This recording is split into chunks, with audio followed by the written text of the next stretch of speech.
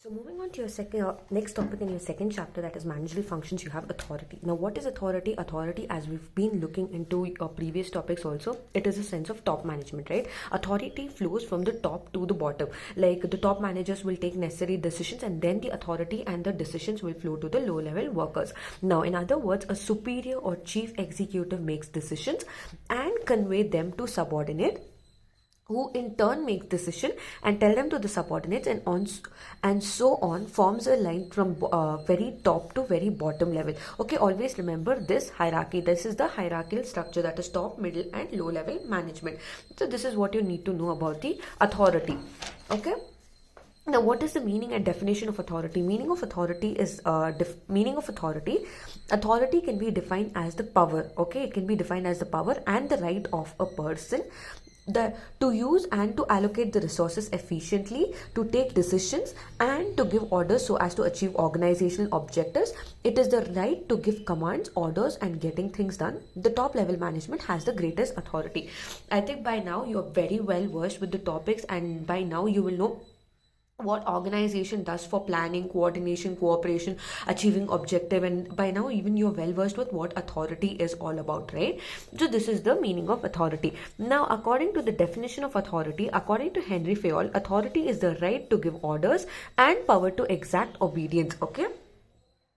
Now, authority, every time remember, authority comes only with the top management and the managers of various organizations, of various departments, how the authority flows from the top level management and to the low level management, and how the low level management obeys the commands and fulfills the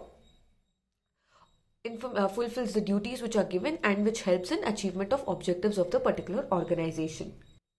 Now, next you have your characteristics of authority. Now, in your characteristics of authority, authority is vested in organizational positions, not people. Yes, authority is vested in organizational positions. Suppose you have various departments like HR department, marketing department, your finance department. So it is vested with each and every department, saying HR manager, finance manager, marketing manager. Okay, it is vested in the department, vested in the organizational positions and not in the people. Next is authorities accepted by subordinates. Authorities are accepted by the subordinates is basically because the authority flows from the top to the bottom. Okay. Now, authority, here your managers will argue regarding your various authorities, but a manager authority will disappear because it is ultimately the top management decision. Whatever the top management decisions, they will command the managers, and the managers will command the employees to do the particular job.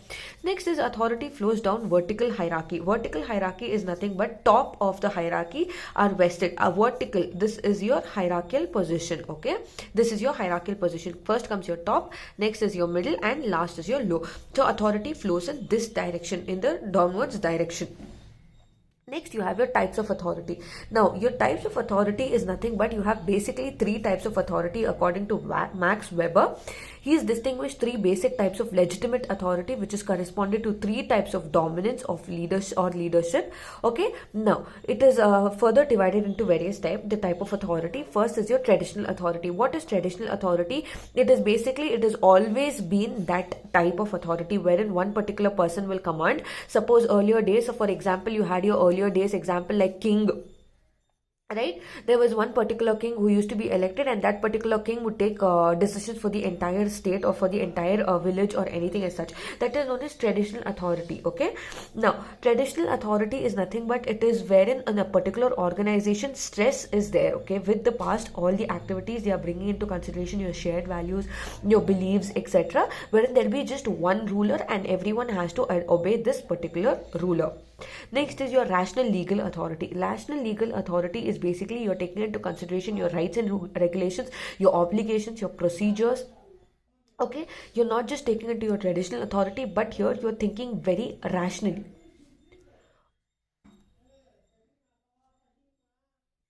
Okay, here what happens is the government of laws are not people's. Okay, what is it basically? Here everything is distributed accordingly, and everyone knows what duties and responsibilities they have. And even if one particular authority is selected, then too every person is given equal opportunity and chance in order to give away their opinions and their advices, so that everyone is treated in a democratic manner. That is government of laws, not of peoples. Next, you have charismatic authority. Now, what is charismatic authority? Charismatic authority is wherein power is legitimized by the unusual, exceptional, or even supernatural qualities that people attribute to a particular political, religious, or military leaders. Okay, now Weber called the extraordinary quality as charisma. Okay, charisma means extraordinary. Okay, now Robert Bjornson calls this kind of authority not authority but leadership. Now let's look into this particular thing. Here, where charismatic authority rests on effectual and personal devotion of followers to the Lord. Basically, here it is all talking about. Earlier we looked into traditional, then we looked into how rationally people are thinking and acting, and here it is all about charismatic authority. Charismatic authority as to taking into consideration your various religions, your beliefs, okay, your traditional, your customs, your trades, okay, all of these are taken into consideration for a particular leadership quality. Okay, you can also refer to the various examples which are given in this particular topic. Next, you have meaning and definition of responsibility. Now, what is responsibility? Responsibility means responsible, being responsible. The word itself states. Now, responsibility is nothing but it is the duty of the person to complete a task which is assigned to him. Very self-explanatory, no explanation required as such. Okay, a person who is given the responsibility should ensure that he accomplishes the task assigned to him. Responsibility without adequate authority leads to discontent and dissatisfaction amongst the person. Okay, whatever work is being given to you, that particular work or task should be assigned, and that particular task should which is assigned to the particular person has to be completed within a particular period of time. Next, you have definition of responsibility. Definition of responsibility, you have three definitions as per your choice. You can refer or you can even read all the three definitions. Now, according to McFarland, responsibility as duties and activities assigned to the position or an executive. Okay, whatever the duty is being taken up, according to that, one particular responsibility will be appointed to that particular position or an executive. Okay, next you have characteristics of responsibility. Wherever explanation is required, I will explain you. Where it is self-explanatory, I will be just reading out the points. Now, characteristics of responsibility is nothing but the essence of responsibility is the obligation of subordinate to perform the duty assigned. Okay, it is an obligation, it is a duty of a particular person to perform that duty. Next, it always originates from the superior subordinate relationship, top to bottom. Okay, superior subordinate relationship. Okay, next, responsibility moves upwards, as I've told you all in the previous topics also. It moves upwards and downwards position. It comes from upwards and then it flows downwards. Okay, responsibility is in the form of continuing obligation. Responsibility cannot be delegated. Okay, it cannot be just let like that. You have to see who is the particular person there and what is the kind of responsibility you are going to appoint as per the particular position for that particular assigned employee. Okay, next, responsibility cannot be delegated. The person accepting responsibility is accountable for the performance of assigned duties. Okay, whatever duties have been assigned to him, he will be responsible whether that particular duty is getting completed or not. If it is hard to convince responsibility without authority, you cannot take into consideration responsibility, because with authority comes responsibility. When there is authority, you will know there is one particular person to whom you have to again go and report to, and if you are not being responsible enough, then you will be held liable for any sorts of penalties for not completing those particular duties. Okay, next you have types of responsibility. In your types of responsibility, you have your personal responsibility, social responsibility, environmental responsibility. Okay, now what is personal responsibility? The name itself suggests that personal, it is something which is being personal, out of your personal choices, right? Personal responsibility begins from inside and moves outward. Okay, it begins from within a particular person and then it moves outwards. Okay, this must be okay for thoughts. Whatever is your personal responsibility is responsible for your thoughts, your choices, your reactions. Then it can be responsible for the circumstances. Now let's look into the features in order for a better understanding. Now features is nothing but make and keep agreements. Okay, make agreements and keep agreements. Meaning you need to make sure that you have good relationship with each and every person in order for your well-being in the organization, and also for your in order to be well recognized in the organization, to make and keep agreement. Next is set goals and create ways to achieve them. Now you should always align your organizational goals with your personal goals.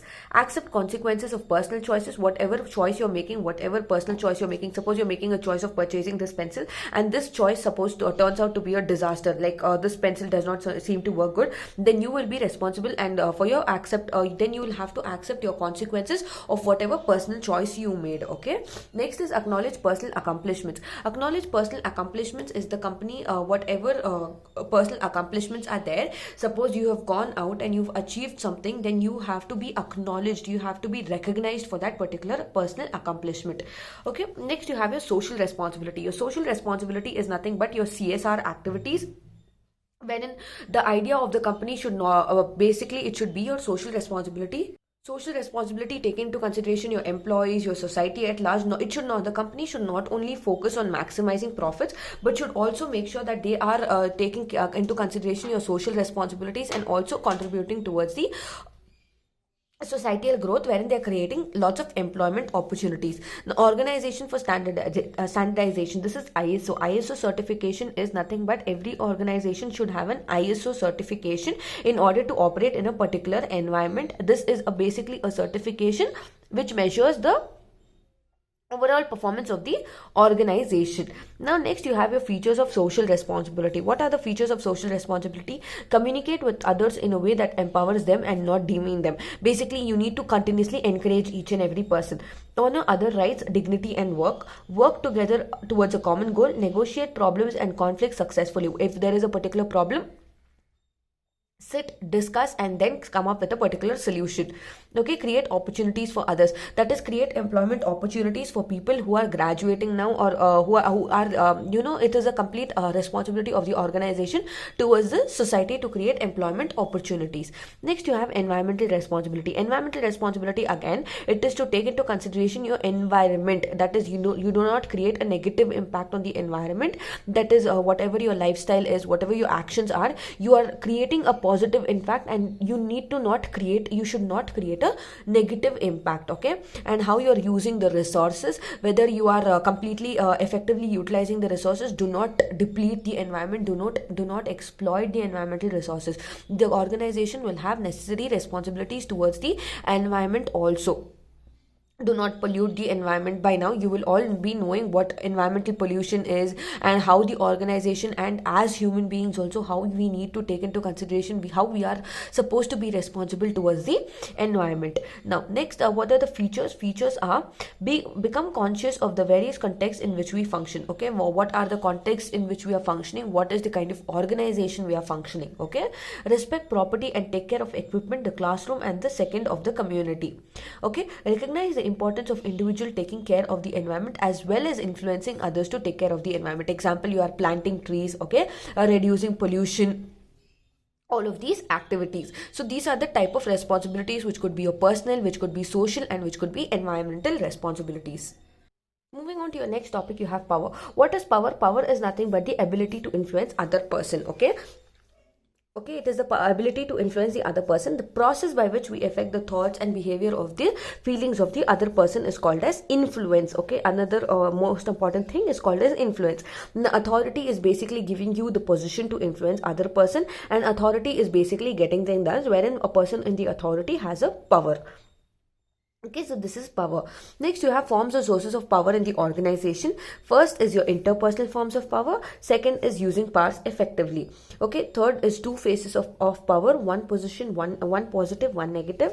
And second, you have intergroup sources of power.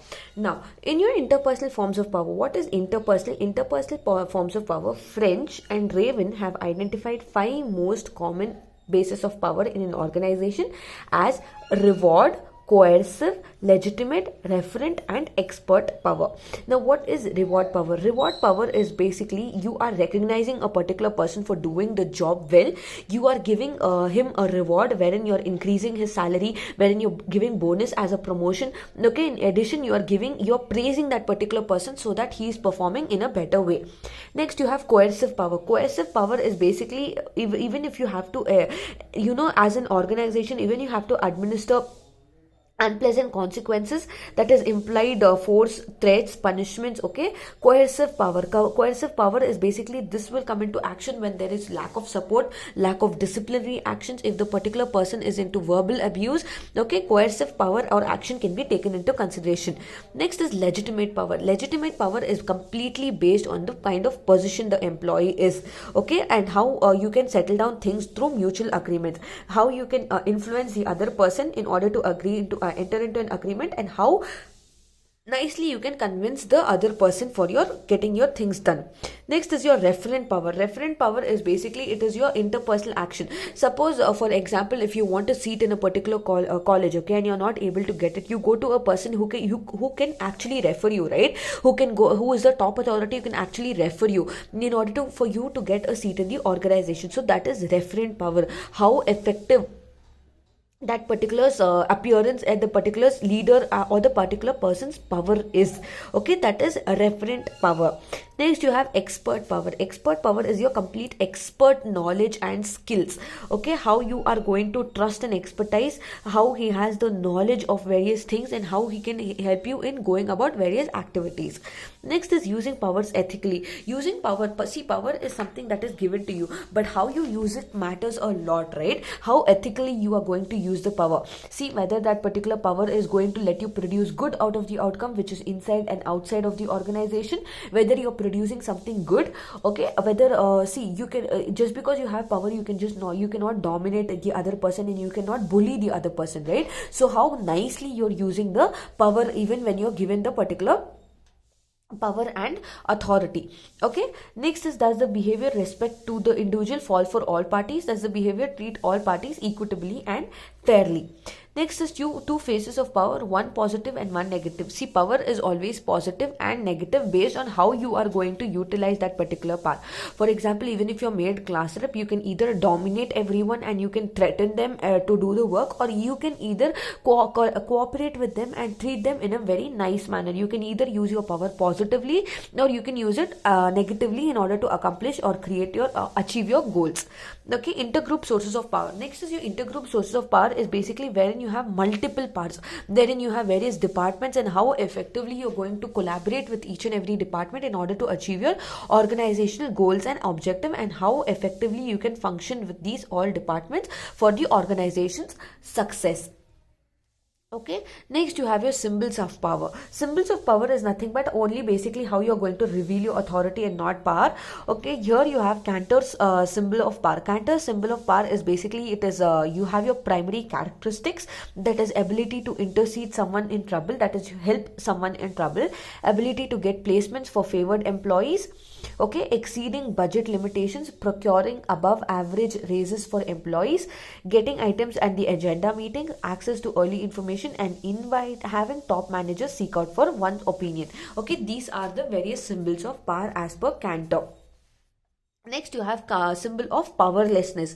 Powerlessness is basically a situation where you do not have any sort of power. Okay, your different symptoms in managers different levels of organization, wherein a particular person can be removed out of power for his negligence or misbehavior, okay, or if he is going to retire, then he will be powerless, right? So this can happen in various situations. Next is Koda's symbol of power. Symbols of power is nothing but wherein you are easy to determine your office furnishings, your time power standing by. Okay, whatever decisions you have to take, whatever work you have to get it done, if you have necessary powers and authority, you can easily get it done no matter how difficult it is. Next, after power you have your delegation. Now what is delegation? You are delegating, you are assigning. Delegation means you're assigning like each right person for the right job. Okay, the meaning of delegation is the process which enables a person to assign a work to others and delegate them with adequate authority to do it. Delegation is a process of sharing work and authority between manager and his subordinates. How you are delegating the authority. Now suppose if you are a manager, you cannot put complete burden on the employee. You should make sure that you are doing a certain part of job and that employee is doing certain part of job. You are equally dividing and distributing the work amongst yourself. Next, you have definition of delegation. Definition of delegation, according to Allen, delegation takes place when one person gives another the right to perform on his behalf and in his name, and the second person accepts a corresponding duty or obligation which is required for him. Okay, for example, you have the class representatives. Class representatives are given the right to perform on behalf of the teacher when the teacher is not able to come to the class, right? The class representative will be given necessary authority that they can perform on the teacher's name, that is dictate notes or collect notes or take care of the class, etc. So this is how your delegation is taking place, wherein you have the right, wherein one person has the right to perform on the other person's name, on behalf of the other person's name. Next, you have a need for delegation. Now, what is the need for delegation? It reduces workload to manager. When you are easily cooperating with each other, it is reducing the workload. Okay. Next is basis of superior subordinate relationship. When there is proper delegation between the top management to the lower levels of management, then the information discussion becomes easy, and also authority is in an effective manner. Okay. Flow of authority becomes easy. Next is improves managerial effectiveness. Why? How it is improving managerial effectiveness? Because when you are dividing your roles and responsibilities and powers effectively, each person knows what kind of job they have to do and to whom they have to report. So it increases managerial effectiveness.